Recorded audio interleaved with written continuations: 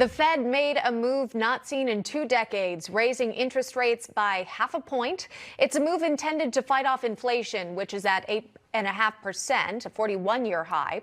Another pressing issue that could further inflation, forgiving student loan debt, which President Biden is currently considering.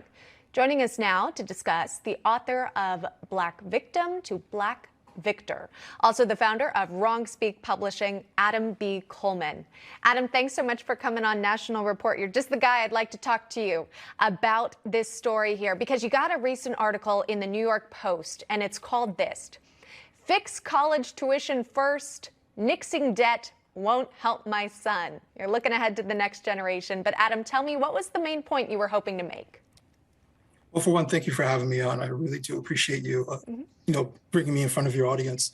The main point of the article was thinking about my son and other kids who are of my son's age. My son is 16 years old, and this is a move to wipe the debt, which I am very aware of majority wealthy people, the children of the wealthy, people who can actually pay back their student loans. And while it would affect everybody of all income levels, it disproportionately affects the wealthiest of Americans.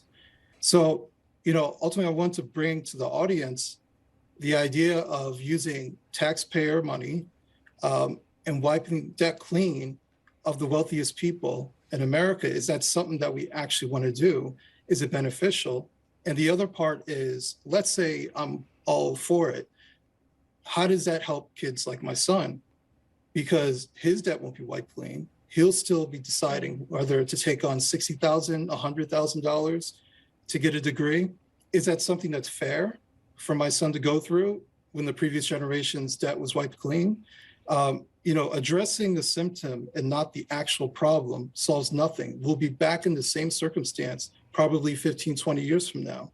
So I question the motives behind this and if it's actually going to solve anything. And we know that college is very expensive, especially if you're going out of school.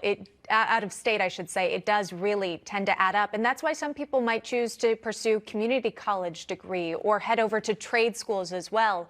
But then, as you point out, their taxpayer dollars are then possibly paying off the debt of those who choose to attend those more higher cost universities. I'd like to show you this Washington Post article. It takes a closer look at the White House's plan. White House officials debating income limits for relief. The Committee for a Responsible Federal Budget says canceling $10,000 for every student borrower would roughly cost $245 billion here. Tell me about really the price tag behind this effort. I think the price tag is not worth it if there's no real solution. Throwing money at a problem has been what we've been doing for the past 2 years. And even more disproportionately, we've been throwing money at the wealthiest Americans, or at least giving advantage to the wealthiest Americans. We're looking at our federal government and our state governments who have basically been leaning on corporations to have advantages during the pandemic, while tossing a bone to regular Americans as they're losing their jobs or shut down their small businesses. And now they want us to be behind this massive bill, just like they wanted us to be behind the PPP loans, which turned out to be mostly fraudulent. So I don't really trust anything that comes out of the federal government when it comes to just throwing money at a problem and not actually looking at solving the problem. Sure. And let's take a closer look at really the costs we're talking about here. U.S. News reporting in the last 20 years, the average tuition fees at private national universities rose 144%. Out-of-state tuition for public universities spiked more than 170%. And in-state tuition and fees, they saw the biggest jump, 211%.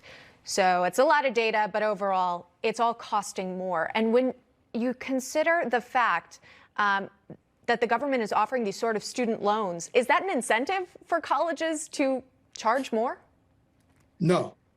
Making more money accessible is generally not a good thing. We saw that with the housing crisis. Making more money accessible leads to people taking advantage of it.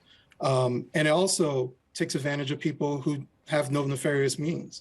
I think what ultimately it's going to come down to is children like my son, who I've had this conversation with my son for probably the past 4 or 5 years, of looking at going abroad, looking at schools in other countries, which he's highly considering to avoid the traps of college tuition debt.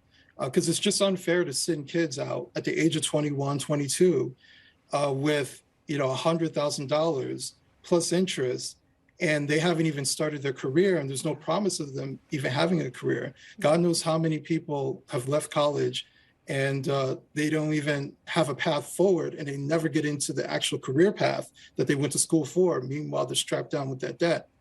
So I don't think it's fair as a father who is supposed to protect his son at all circumstances, including financially, to advocate for my son to take on that risk. It's not worth it. Well, you're thinking it through, right? That's so important. You're having those conversations ahead of time and making some smart decisions. Adam B. Coleman, Absolutely. thanks so much for joining us today. We appreciate the conversation.